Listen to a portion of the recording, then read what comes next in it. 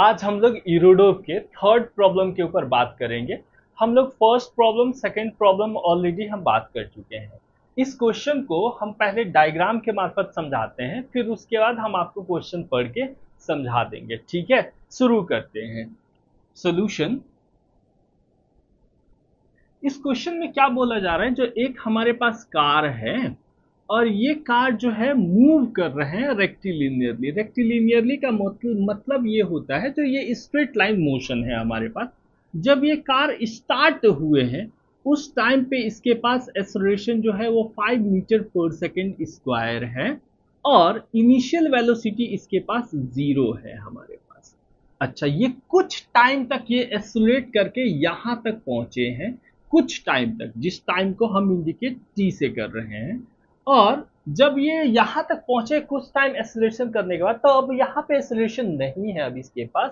अब ये constant velocity से कुछ टाइम तक मूव कर रहे हैं, यानी कि वेलोसिटी दोनों का सेम ही होगा, जिसको हम टाइम यहाँ जितने देर तक मूव किया कांस्टेंट वेलोसिटी से वो हम t1 के नाम से इंडिकेट कर रहे हैं।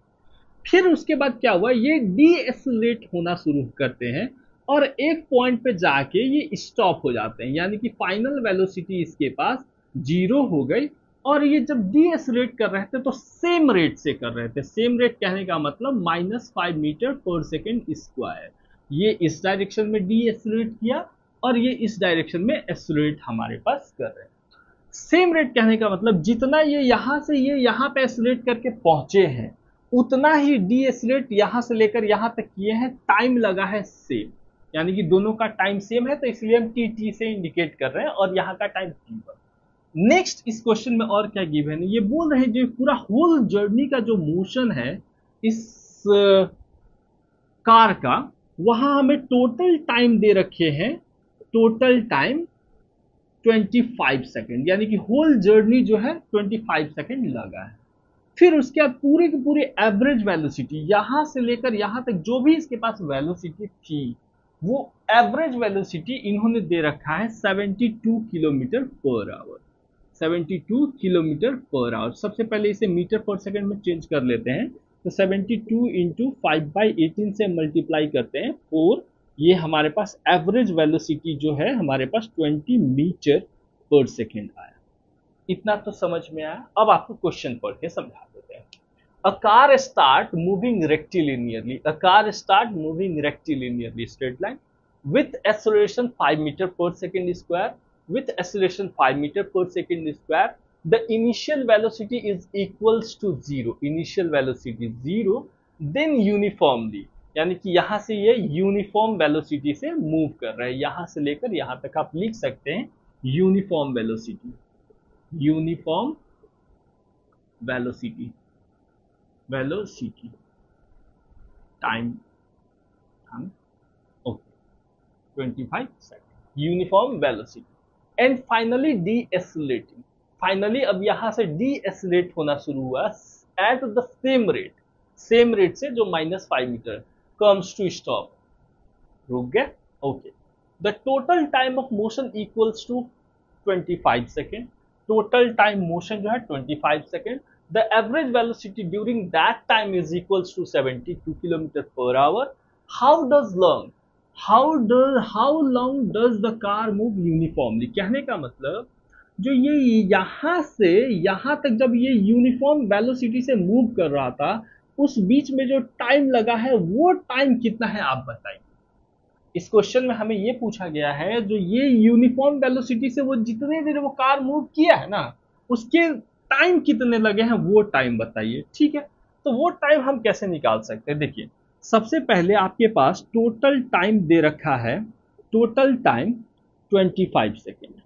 ठीक है, अब ये 25 सेकेंड को हम क्या ये t1 निकालना है, तो हम t1 इक्वल्स टू, देखिए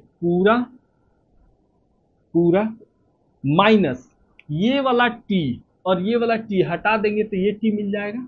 तो माइनस अगर 2t कर दीजिएगा तो आपके पास मिल जाएगा t1 की नहीं मिल जाएगा। फर्स्ट एवरेज वेलोसिटी भी पता है, अब हमें डिस्प्लेसमेंट भी निकाल लेते हैं कितना हुआ हमारे पास। तो एवरेज वेलोसिटी हमारे पास इज इक्वल्स टू होती है total displacement total displacement by total time, total time. तो एवरेज वेलोसिटी जो है ये हमारे पास कितना है 20 मीटर पर सेकेंड, और डिस्प्लेसमेंट को हम यहाँ एस से इंडिकेट कर रहे हैं, और टाइम जो लगा है वो आपके पास कितना है 25 सेकेंड। अब ये जो है यहाँ मल्टीप्लाई करेंगे तो हमारे पास 20 इंटू 5 इक्वल्स टू ये एस, तो ये आपके पास 500 मीटर इजिकल्स टू एस। तो यानी कि आपके पास टोटल डिस्प्लेसमेंट भी मिल गया। ठीक है सर, मिल गया। तो डिस्प्लेसमेंट भी आ गया, टाइम भी हो गया। अब हम इसको सॉल्व कैसे करें? देखिए, आप जनरली जो इक्वेशन ऑफ मोशन है उससे भी जा सकते हैं, तो वो थोड़ा लंबा हमें प्रोसेस पड़ेंगे। हम क्या करते हैं, हम ग्राफ के हेल्प चले जाते हैं। क्यों ग्राफ के चले जाते हैं? क्योंकि वेलोसिटी टाइम ग्राफ जो है वो स्लोप निकालेंगे तो एक्सेलरेशन बताते हैं, और उसका एरिया अंडर द ग्राफ निकालते हैं तो वो हमें डिस्प्लेसमेंट बताते हैं। तो वहां हम आराम से हम निकाल सकते हैं जो टाइम कितना है। देख लेते हैं ग्राफ, वेलोसिटी टाइम ग्राफ का ये हमारे पास ग्राफ है। अच्छा, ठीक, ये v और ये रहा t। जो पार्टिकल है यहां से चलना शुरू किया, देखिए एक्सेलरेट कर रहा है, यानी कि स्लोप है हमारे पास, एक्सेलरेशन है। तो यहां देखिए ये वाला हिस्सा यहां से लेकर यहां आया, इसको नाम हमने t1 दिया है। कुछ टाइम तक ये कांस्टेंट वेलोसिटी से मूव किया है, और उस टाइम को हमने यहाँ t1 इंडिकेट किए हैं, और कुछ टाइम तक ये हमारे पास डी एक्सेलरेट किए हैं हमारे पास, जिसको हम t के नाम से हम दे रहे हैं। तो यहाँ पे यूनिफॉर्म यहाँ पे omega is equals to -5 metre per second square, यहाँ पे आपके पास omega is equals to 5 metre per second square. ठीक है, यहाँ तक तो क्लियर है। T1 जो है ये वाला हिस्सा T1 है, तो T1 के लिए तो हम क्या निकाले हैं, T1 is equals to 25 minus का 2t, ये लिख सकते हैं। अब देखिए ये आपको ट्रेपेजियम दिख रहा होगा, बारिश हो रही है, ये आपको ट्रेपेजियम दिख रहा होगा, तो एरिया ऑफ ट्रेपेजियम जो है हम निकाल सकते हैं। एरिया ऑफ ट्रेपेजियम निकालेंगे तो हमको आराम से ये चीजें मिल सकती है, क्योंकि हो सकता है लाइन भी कट जाए, पता नहीं इतना बन गया और खराब भी हो सकते हैं, बारिश होने लगी। अब देखते हैं क्या हो रहा है। एरिया ऑफ ट्रेपेजियम अगर आप निकाल लेंगे तो ये आराम से सॉल्व हो जाएंगे। तो area of trapezium is equals to क्या होता है 1/2 sum of parallel side, sum of parallel sides into height. तो एरिया देखिए, एरिया आपको पता है, जो वेलोसिटी टाइम ग्राफ का अगर एरिया निकालते हैं तो डिस्प्लेसमेंट बताते हैं। तो हम लोगों ने डिस्प्लेसमेंट हमें निकाल रखे हैं, 500 मीटर है हमारे पास। ये रहा 1/2 sum of parallel side. Sum of parallel side यहाँ से लेकर यहाँ तक की जो हमारे पास टाइम लगी थी वो 25 सेकेंड था हमारे पास। तो हम ये वाले को पूरा का पूरा, ये वाले को हम 25 लिख सकते हैं, और ऊपर वाले को हम 25 माइनस का 2t लिख सकते हैं इनटू हाइट। क्या हाइट दिया है क्वेश्चन में? नहीं, हाइट नहीं दिया। क्या निकाल सकते हैं? हाँ, निकाल सकते हैं। कैसे निकाल सकते हैं? कौन सा हाइट है? ये वाला हाइट, ये वाला हाइट या ये वाला हाइट निकाल सकते हैं। हाँ, बिल्कुल निकाल सकते हैं। कैसे? तो आपको पता है tan थीटा बोलिए या स्लोप बोलिए, सब जो है वेलोसिटी टाइम ग्राफ का अगर स्लोप निकालते हैं तो वो एक्सेलरेशन देता है, और ऑलरेडी हमको दे रखा है 5 मीटर पर सेकेंड स्क्वायर। और इसी को आप ये भी लिख सकते हैं perpendicular by base, perpendicular by base. तो क्या हम ये लिख सकते हैं perpendicular upon base is equals to 5, तो ये इधर आ गए। तो आप ये भी लिख सकते हैं perpendicular is equals to 5 base. अब देखिए, तो ये बेस क्या है आपके पास, ये है ना t। तो क्या perpendicular is equals to 5t नहीं लिख सकते हैं? पुट कर दीजिए हाइट के जगह पे। तो 500 equals to 1/2 sum of parallel side, ये रहा 50 माइनस का ये रहा 2t, और ये रहा आपके पास हाइट 5t। होप समझ में आया होगा। ये 500 इंटू ये 2, और ये वाला 5 इधर डिवीजन में इक्वल्स टू ये 50 माइनस का ये t।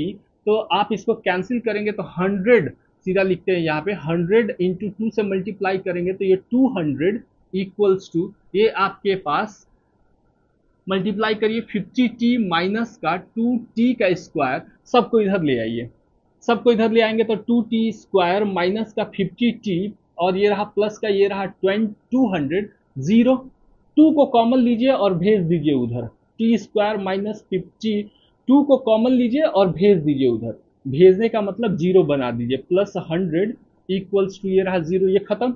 ऐसे लिख सकते हैं T square minus 25t plus 100 equals to ये रहा 0। फैक्टराइज करिए तो टी सीधा फैक्टराइज कर दीजिए ना, फैक्टराइज टी स्क्वायर माइनस, वो भी करना ही पड़ेगा क्या, हमको नहीं लगता है करना पड़ता। 5 टी प्लस का ये रहा 100 इक्वल्स टू ये रहा 0, तो ये t को कॉमन लीजिए तो t माइनस का ये आपके पास 20 और यहाँ पे -5 लिखते तो t माइनस का यह 20 इक्वल्स टू 0, तो t माइनस का ये रहा 20 और ये रहा t माइनस का ये रहा 5 इक्वल्स टू ये रहा 0, तो t की वैल्यू आपके पास आई 20 और ये रहा t की वैल्यू 5। तो सबसे फर्स्ट में क्या t की वैल्यू 20 आपका हो सकता है क्या? बिल्कुल नहीं हो सकता। क्यों नहीं हो सकता सर? क्योंकि देखिए ना, इसका जो होल जर्नी का जो मोशन ही था वो आपके पास 25 था, तो t कैसे हो सकता है, मतलब t की वैल्यू 20 कैसे हो सकती है? t की वैल्यू हमारे पास 5 आएगा, ये 5 को उठा के आप हमारे इक्वेशन नंबर 1 में पुट कर दीजिए, जो t1 इज इक्वल्स टू ये रहा हमारे पास 25 माइनस का ये रहा 2 और ये रहा 5, तो t1 की वैल्यू आ गई 25 माइनस का ये रहा 10, तो t1 की वैल्यू यहाँ लिख देते हैं, t1 की वैल्यू आपके पास 15 सेकेंड। यानी कि कहने का मतलब ये जो पार्टिकल है यहां से लेकर यहां तक मूव किया होगा यूनिफॉर्म वेलोसिटी से, उस केस में टाइम जो है 15 सेकेंड लगा। होप आपको समझ में आया होगा। Thank you so much.